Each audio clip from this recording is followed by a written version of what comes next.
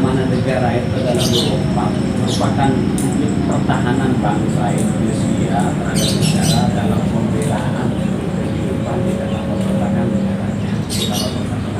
Jadi pertahanan tuh nanti ada sistem wujud nyata ke sana itu. Itu kalau pertahanan keamanan negara, pertahanan dengan keamanan negara itu ada bedanya. Kalau di Undang-Undang 45 itu kan menganut sistemnya itu sistem hamnya pertahanan, kamnya keamanan, tata rakyat sebesar. Ada bedanya nanti, ada pertahanan, ada keamanan ya, ada bedanya. Tentara dengan polisi sudah beda. Nah kalau dari tentara, militer, TNI itu pertahanan. Tapi kalau dari polisi itu keamanan. Begitu. Jadi ya wujud nyatanya dari komponen di beberapa organisasi yang mewadahi suatu diproses adanya mempertahankan dan mengamankan politik-politik yang ada di wilayah. Mengapa sistem pertahanan dan keamanan yang bersifat semesta merupakan sistem yang paling tepat untuk pertahanan Indonesia? Ya, karena negara kita ini negara kepulauan.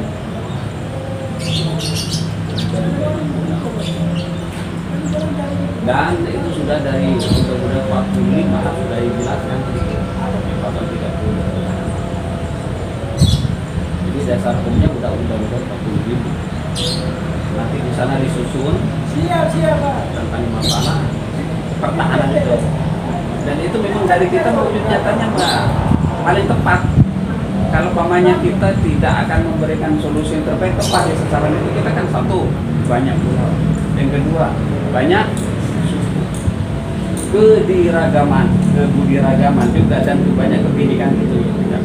Nanti intinya itu pada posisi pendidikan tunggal. Nah, gitu. Kalau kita nganut sistem yang lain di Indonesia itu karena kalau nanti sistem yang orang Aceh, orang Aceh wilayahnya ya di sana sebagai utara, nanti disamakan dengan yang lain, mereka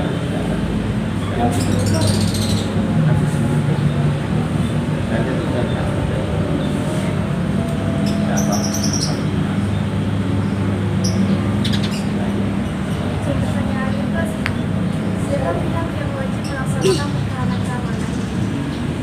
yang berwajib keseluruhan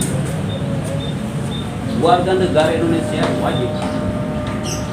Tapi kewajiban itu kalau diaturkan dengan Undang-Undang 45 dia dijadikan khusus 3 definisi. Yang pertama diutamakan nanti ada cadangannya, ada utamanya. Tapi 45 itu sudah ya ada di situ. Nah, sehingga kalau nanti kita cadangannya mudah. Kalau pamanya sesuatunya itu kita grup per grup, kelompok per kelompok, nah disitulah nanti ada sistem yang namanya cadangan. Apa yang namanya utama pertahanannya, ada yang cadangan yang lain. Cadangan itu bisa ada lain yang utama katanya lalu TNI. Kalau Undang-Undang 45 itu diutamakan itu ya TNI, Polri, rakyat dan masuk dalam. Lanjut. Pak, bagaimana upaya TNI dalam melaksanakan pertahanan dan keamanan? Memberikan solusi terbaik untuk bangsa TNI untuk yang di pertahanan khususnya. Jadi ada kader-kader bentukan seperti TNI membentuk federasi penerus itu yang khususnya. Yang dari nanti di utamanya ini. Kan kalau di TNI itu ada posisinya itu ada 3 matra, darat, laut, angkatan darat membantu, angkatan darat membantu, angkatan darat. Nah itu baru TNI membentuk cadangan seperti Wanda. Cadangan kita nanti mana kalau misalnya dengan pada posisi gitu. Jadi kita memberikan yang terbaik untuk anak bangsa, memberikan kesempatan berkarir pada anak bangsa. Padahal dia perlu penting pendidikan pendidikan. Seperti di militer mereka angkatan darat itu kan ada pembentukan apa di darat laut.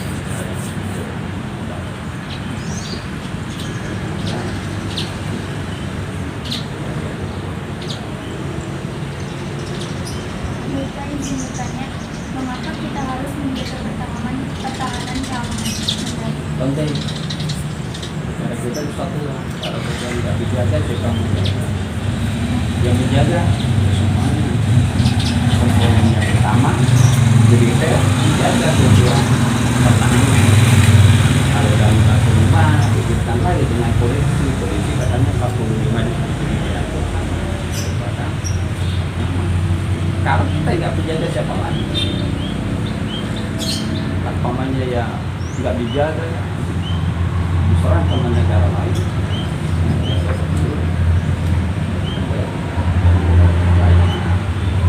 Negara Kesatuan Republik Indonesia, negara Aceh, lanjut. Apa bisa bagi seorang keluarga mempertahankan keamanan bagi negara dan lingkungan sekitar? Sangat bisa. Pelajar bukan hanya dari SD, SMP, SMA, pegawai negeri yang kuliah itu kan pelajar. Bahkan itu adalah tugas bangsa yang pernah memberikan asal muasalnya kebakannya dari itu bagian pertahanan yang masuk tentara dari semua masuk dan sangat perlu beri kesempatan. Makanya kesimpulan seperti kita Babinsa masuk ke desa berkolaborasi di dunia pendidikan, memberikan solusi memberikan perbaikan, membantu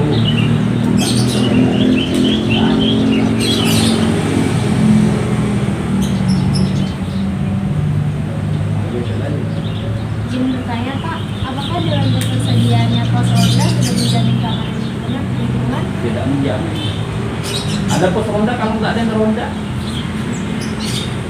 siapa? Coba. Ada pos ronda di situ bagus dia, tapi nggak ada yang ronda. Mendingan nggak ada pos ronda, tapi ada orang yang ronda. Di situ lah kita harus tahu. Jadi jangan dibiarin pos ronda di kampung, pos ronda dijamin itu keamanan, nggak dijamin. Buktinya sekarang masih banyak maling. Sudah. Sekarang pinter maling apa pinter yang dimalingin? Pinter maling. Sekarang pinter anak apa pinter orang tua? Anak. Buktinya? Yo. Ada kan buktinya? Ada buktinya pinter anak itu. Uang SPP bilangnya 5.000. Bilangnya sendiri. Nah, karena dia punya pacar. Tadi 12.000, 5.000 kasihkan 10.000 untuk bakso. Iya kan? Iya. Begitu. Yuk lanjut. Di manakah wilayah Indonesia yang paling rentan dan perlu penjagaan lebih untuk keamanannya jika seandainya saat ini Indonesia sedang terlibat konflik dengan negara lain? Kalau misal terjadi konflik dengan negara lain, di mana? Yang jelas satu yang dilindungi sama yang di situ itu ada pertahanan, itu yang mempunyai yang terdapat alat-alat vital. Tahu alat vital? Tahu? Sudah diajarin tentang alat vital? Di tubuh manusia ada alat vital. Apa yang diserang oleh seseorang musuh itu pasti yang namanya alat vital. Iya apa tidak? Iya. Iya.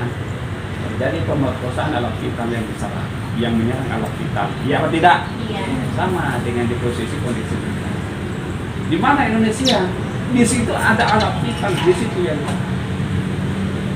boleh negara lain kalau terjadi ekspansi negara lain.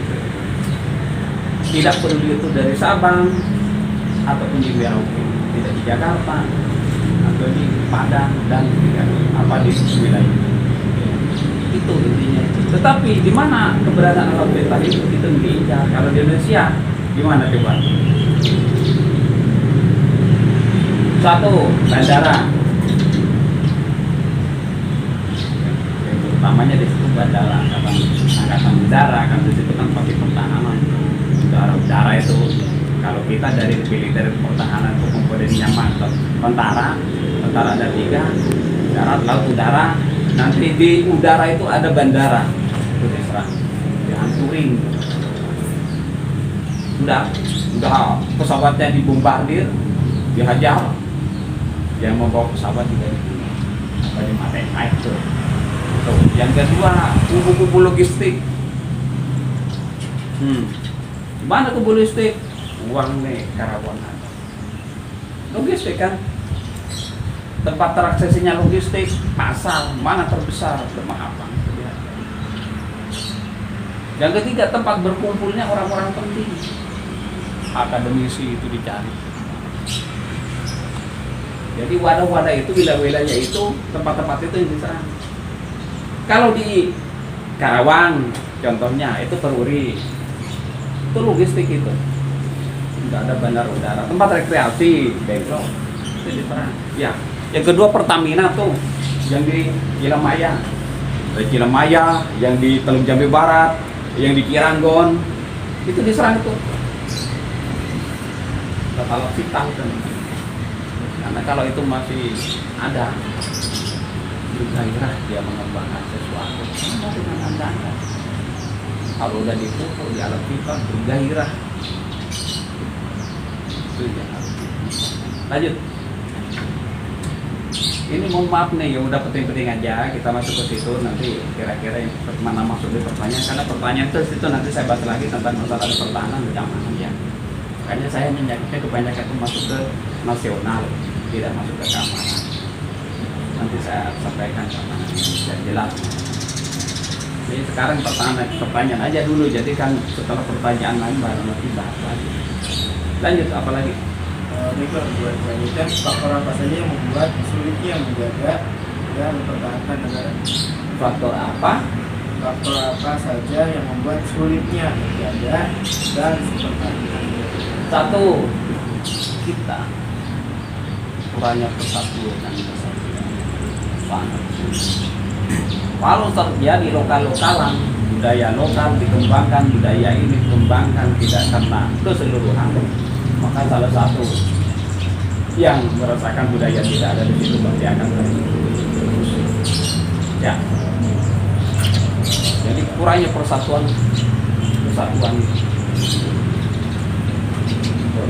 Nah, yang kedua masuknya budaya, westernisasi. Udah hancur kita. Ya. Yang ketiga nyampuran, maaf. Mungkin karena pejabat bukan ahlinya, ada pejabat itu, pejabat perihal itu. Jadi berkurang. Masa Ustadz jadi tukang bangunan, gimana sih bangunannya nanti? Ya. Jadi berkurang. Bagaimana kalau tukang beca jadi guru, nyambung enggak? Enggak. Makanya disesuai dengan fungsi dan tujuan. Lebih-lebih karena memang kita ya kadang-kadang meninggalkan posisi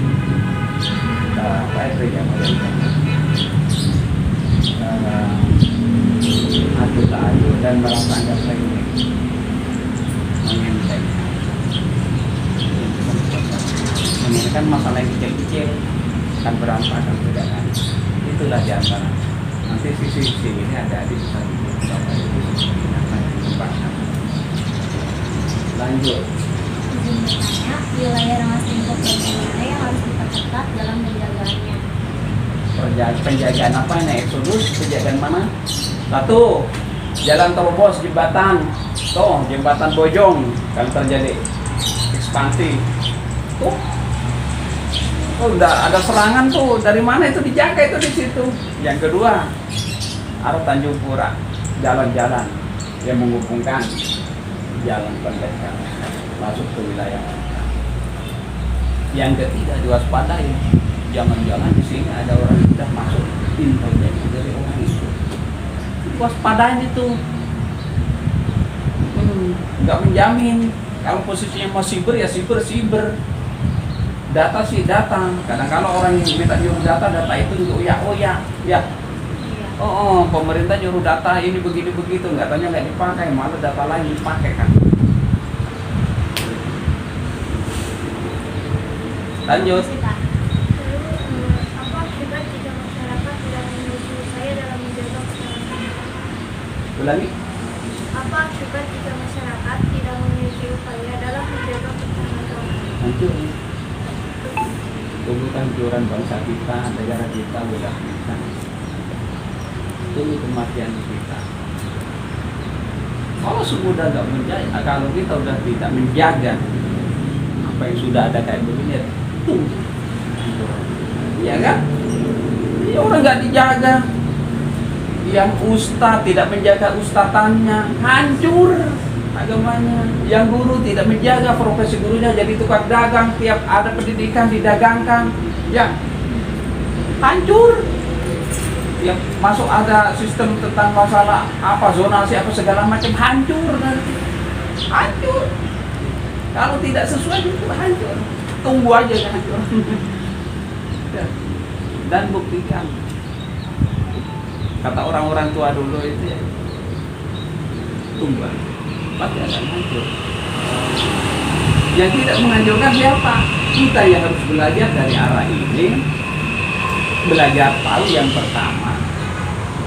Setelah itu kita belajar mengerti. Pandangannya di luar tentang masalah belajar yang awal kita, bahwa kita harus tahu A, B, C, D. Kalau kita seorang pelajar, bahwa kita yang tugasnya sebagai pelajar apa, fungsinya sebagai pelajar apa. Begitu juga dan seterusnya. Nanti mengerti setelah keluar dari belajar. Oh iya, dulu saya pagi bangun, mandi, setelah itu pakai baju, pakai bedak, dan berangkat ke sekolahnya, ke sekolah belajar. Ternyata saya sekarang tidak lagi belajar. Jadi apa? Jadi mama ya, Tuhan, jadi anak-anak yang apa, bapak-bapak yang santai. Begini. Diterapkan dari mama mendidik anak. Sama, saya juga begitu dulu. Dulu tidak tahu sekolah mana. Tapi begitu kesini ke sini, oh enggak, hasil dari itu.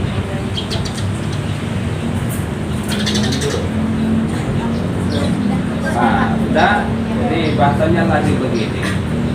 Apa yang dipertanyakan itu saya yakin, saya hanya mengharapkan itu bukan merupakan apa itu cara untuk ngetes ke saya. Ya, karena itu udah ada di Google, tapi di Google apa yang bisa sampaikan dengan yang nanti di posisi pertanyaan itu dan saya sampaikan ini bukan agak sedikit beda, sama saja. Hanya mungkin pengertiannya seperti kalau kita nggak mengerti ada sedikit pengertian, tahu lah kan begitu ya. Undang-Undang 45 pasal 30 bahwa kita ini kan sebagai warga negara Indonesia wajib hukumnya menjaga keutuhan, dan di Undang-Undang 45 juga itu di situ ada di mukadimah itu satu apa, menjaga keutuhan, yang kedua waduh nggak hafal. Siapa yang hafal Undang-Undang 45 alinea keempat yang ujung-ujungnya bersumber kepada Pancasila?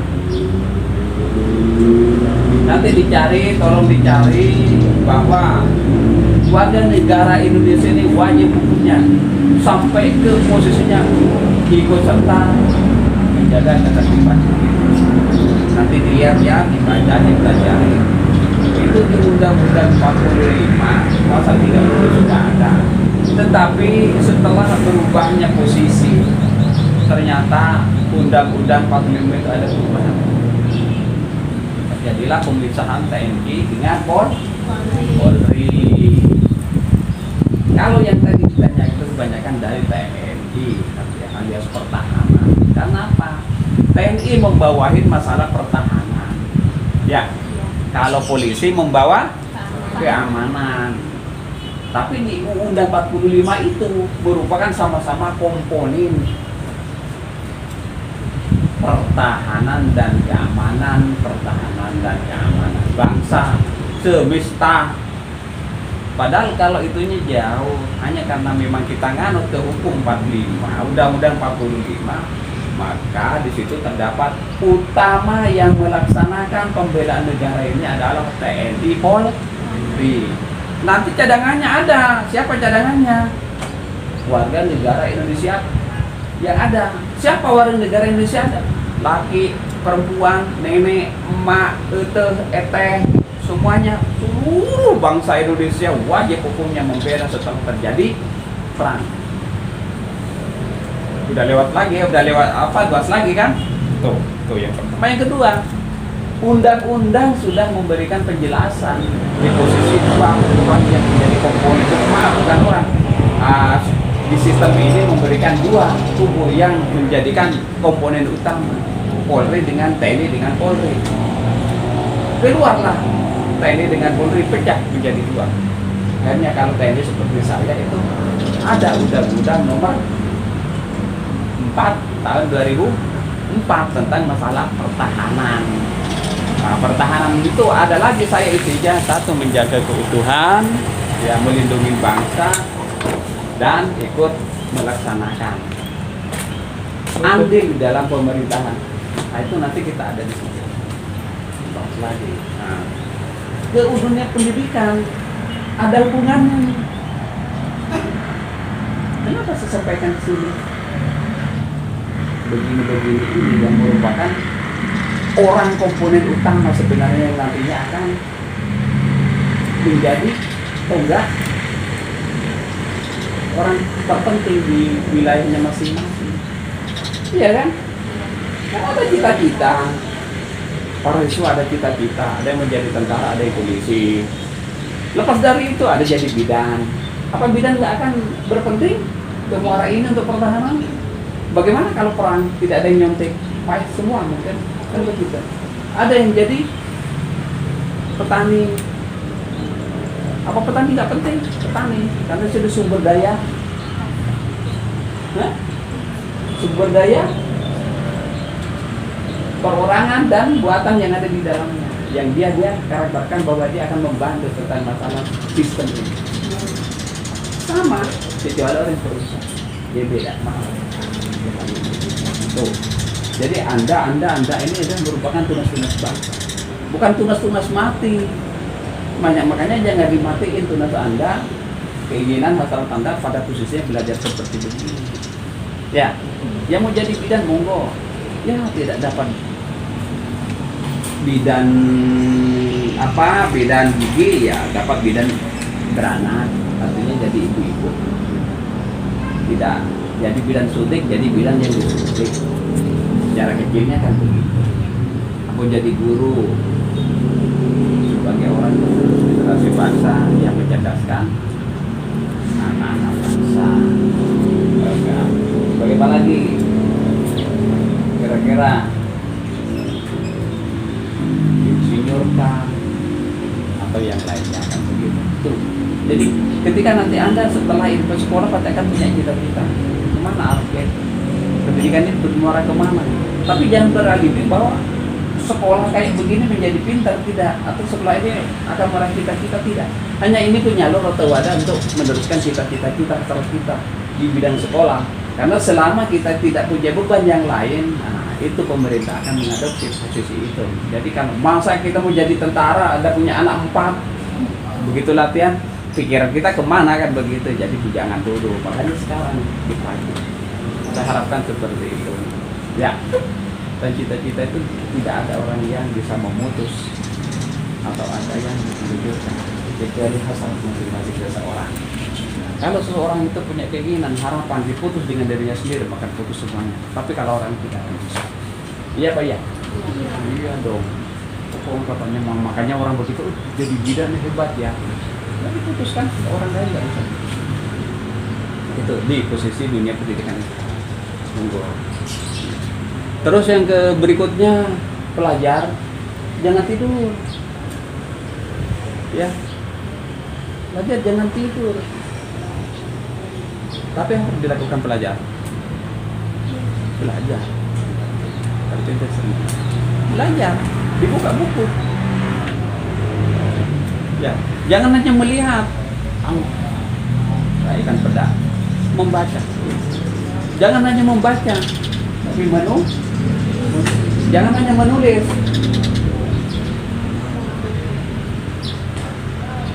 Seperti itu.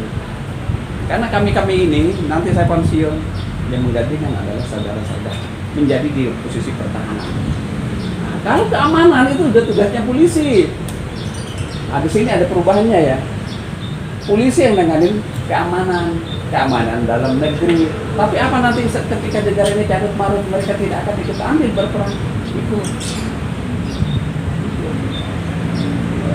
Polisi ikut, karena polisi juga sekarang ada demo. Tapi kan bukan kita meragukan tentang masalah hal yang ini, hal yang itu. Enggak. Seperti sama.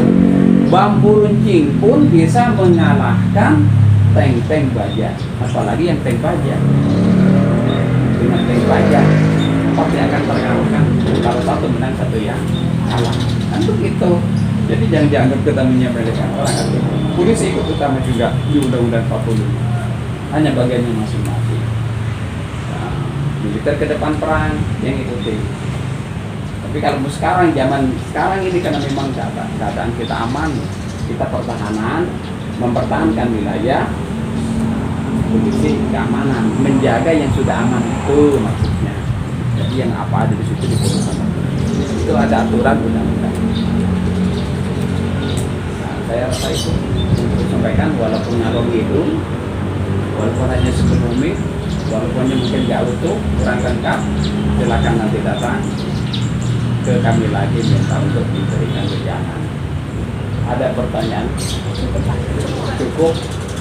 Lebihnya tidak akan mungkin, kekurangannya pasti ada. Saya kekurangannya mohon maaf. Oke? Ya, selamat berjuang, selamat belajar, semua sukses. Baiklah kita setinggi mungkin. Makasih Bapak, semoga waktunya. Iya, sama-sama. Assalamualaikum. Assalamualaikum warahmatullahi wabarakatuh. Makasih Pak. Oh iya.